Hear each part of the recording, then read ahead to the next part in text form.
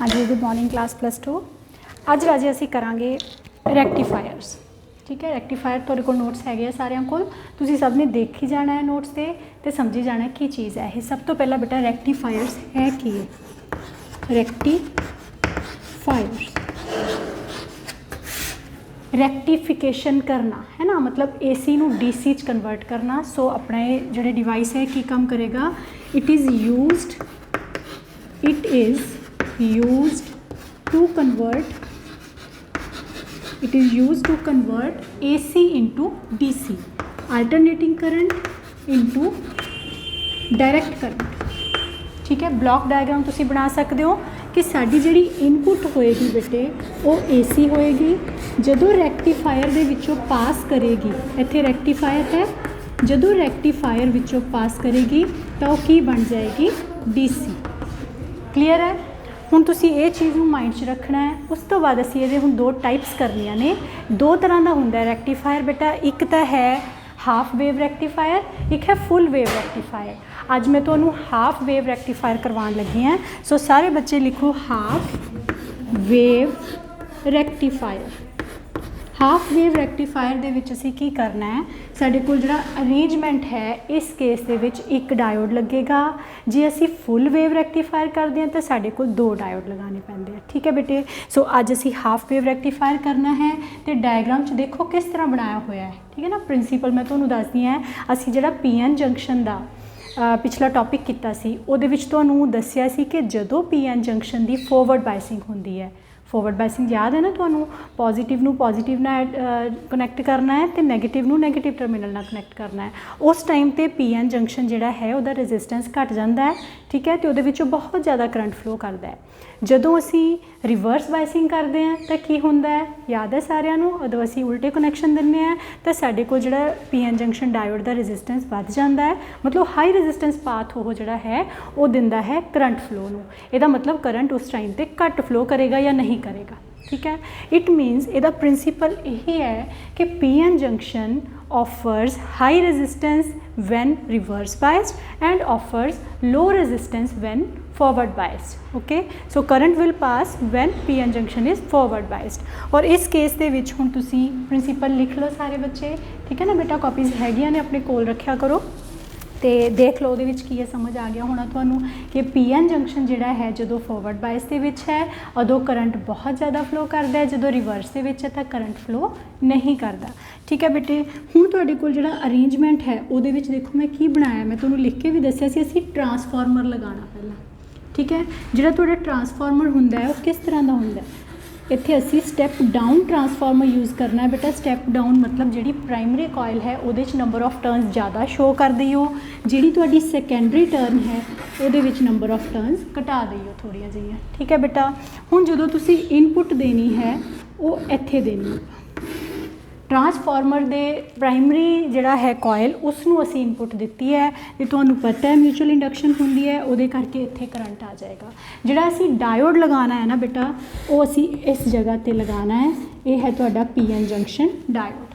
ठीक है, उस तो बाद जिहड़ा असीं आउटपुट लैना है, जिहड़ी आपां नोट करनी है कि आउटपुट किस तरह की आई है, उहदे लई असीं इत्थे लोड रेजिस्टेंस लगाना है, उहनूं असीं RL दे नाल नोट कर लेना है।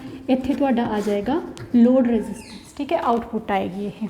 उस तो बाद सर्किट जिहड़ा है तुसीं क्लोज कर देना है। हुण असीं डायरैक्शनस देखणियां ने कि जदों आउटपुट आ रही है साडे कोल उहदे च करंट की डायरैक्शन किस तरह की है, क्योंकि तुहानूं सारिਆਂ नूं पता है जिहड़ी मैं इनपुट देनी है वो इस तरह की है, क्योंकि इनपुट AC है, इट मीनस इस तरह आए।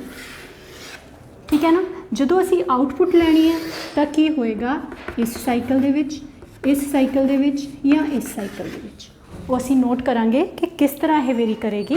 देखो की होना है, सब तो पहला हाफ साइकिल जिहड़ा है इस तुसीं सपोज कर लो कि जिहड़ा पहला हाफ साइकिल है उहदा उपर वाला हिस्सा जिहड़ा पॉजिटिव है, मतलब पॉजिटिव पीक मैं अंदर भेजी है, मीनस ये चीज़ पॉजिटिव है, ये नैगेटिव है। ठीक है, आपां सपोज करके चलांगे कि ऊपर पॉजिटिव नीचे नैगेटिव है। इहदा मतलब PN जंक्शन इस केस दे विच की हो गया, फॉरवर्ड बायस हो गया। क्लीयर है ना बेटा। पीएन जंक्शन जिहड़ा है पॉजिटिव दे नाल कनैक्ट है तो ये फॉरवर्ड बायस हो गया। जे फॉरवर्ड बायस्ड है तो ये करंट फ्लो करेगा, क्योंकि प्रिंसीपल यही है कि जो पीएन जंक्शन फॉरवर्ड बायस्ड है उस टाइम पर करंट जिहड़ा मैक्सीमम फ्लो करेगा। तो करंट की डायरैक्शन किद्दां हुंदी है राजे, पॉजिटिव तो नैगेटिव वाली साइड तो वो असीं इत्थे शो कर देनी है with the help of arrows. इस तरह करंट फ्लो करना शुरू कर गया जो असी फस्ट पीक जी अंदर भेजी है। ठीक है, हुण इहदा मतलब जी डायरैक्शन है वो किस तरह की आई है, जे मैं उन्होंने नोट कर ला तो मैं आ चीज़ दे दी। ठीक है बेटे, हुण असी की करना है, नैगेटिव हाफ साइकिल आ गया। दूसरी जी टर्न है साढ़े को नैगेटिव हाफ साइकिल आया। नैगेटिव आया तो पोलैरिटी चेंज हो गई है, नैगेटिव हो गया पॉजिटिव हो गया। ठीक है, जे नैगेटिव पॉजिटिव होया तो यदि रिवर्स बायसिंग हो जानी है। इस पीएन जंक्शन की रिवर्स बायसिंग हो गई। रिवर्स बायसिंग मतलब इत्थे हुण तुहाडे कोल करंट कोई भी फ्लो नहीं करेगा। असीं जे एरो दे नाल शो करांगे तो इत्थे करंट नहीं आएगा, मतलब इस जगह तो लैके इस जगह तक no current, current is zero.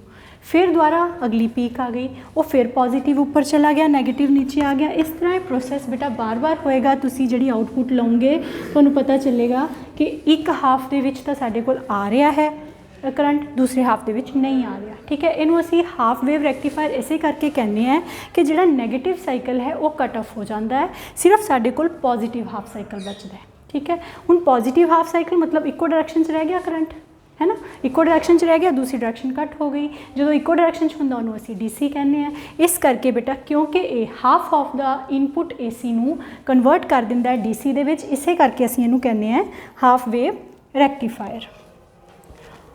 उस तो बाद असीं करांगे राजे RL।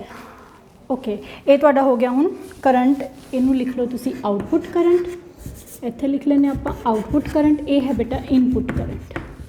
ठीक है, हुण तुसीं ये सारे ग्राफ तुहानूं मैनूं लगदा समझ आ गए होणे। थ्योरी मैं तुहानूं लिखवाई हुई है, फिर भी मैं एक बार तुहानूं दस भी दिंदी हां की लिखिआ है।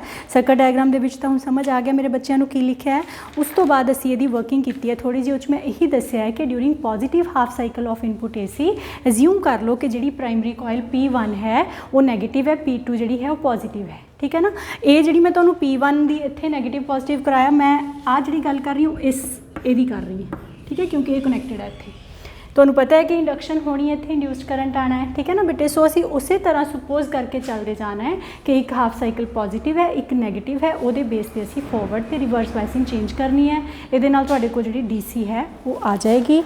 बाकी पढ़ के देखो, जे नहीं समझ आता कोई डाउट है तो जरूर मेरे नाल करो, कमेंट बॉक्स के कमेंट कर दो या मैनूं व्हाट्सएप कर दो। ठीक है बेटे, ये बड़ा इंपोर्टेंट आर्टिकल है, पेपर दे विच आ जाता है। सो सारे ने बड़ी अच्छी तरह करना है। ये नाल रिलेटेड है बिल्कुल फुल वेव रैक्टीफायर, वो सिर्फ डायग्राम दे विच थोड़ी जी मॉडिफिकेशन है, असी 2 जंक्शन यूज़ करने हैं। ठीक है, अदरवाइज वो भी इस तरह का ही है। क्लीयर है बेटे, सो सारे ने पढ़ते रहना है। हुण देखो स्कूल खुल गए हैं तो तुसी जिथे भी जिहड़े भी स्कूल पढ़ते हो, ठीक है, तुहानूं मैं जो इत्थे करवावांगी तुहानूं जरूर सेंड करी जावांगी, मेरी कोशिश रहेगी बेटे। ठीक है ना, तो नोट्स तो तुहानूं जा ही रहे हैं। अपना सिलेबस ऑलमोस्ट खत्म होने वाला है, लास्ट यूनिट ते आपां पहुँच चुके हैं तो लास्ट यूनिट हो ही जाना। उस तो बाद तुहाडे टैसट होणगे, जिद्दां मैं तुहानूं कहा सी उस तरह असीं टैसट लवांगे तो तुहाडे चैक भी करांगे। ठीक है बेटे, ऑल द बेस्ट।